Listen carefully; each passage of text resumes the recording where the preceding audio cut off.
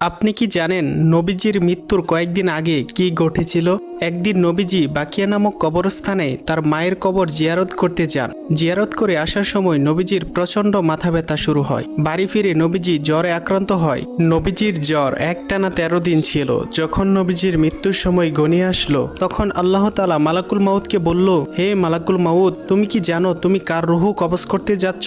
সে হলো আমার প্রাণের বন্ধু। তাকে সৃষ্টি না করলে আমি দুনিয়া সৃষ্টি করতাম না। আমার বন্ধুর সাথে বেয়াদবি কইরো না। আমার বন্ধু যদি অনুমতি দেয় তাহলেই তার রুহু কবজ করবে, নয়তো আমার কাছে ফিরে আসবে। তখন মালাকুল মউত নবীজির ঘরে উপস্থিত হলো এবং নবীজিকে সালাম করে বলল, হে আল্লাহর নবী, আমি মালাকুল মউত। আমি পৃথিবীর সকল প্রাণীর রুহু কবজ করি, কিন্তু কখনোই কারো কাছে অনুমতি চাইনি। কিন্তু আজ আল্লাহ তাআলা আপনার অনুমতি নিয়ে রুহু কবজ করতে বলেছেন। আপনি যদি অনুমতি দেন তাহলে আপনার রুহু কবজ করব, নয়তো আল্লাহ তাআলা ফিরে যেতে বলেছেন। তখন নবীজি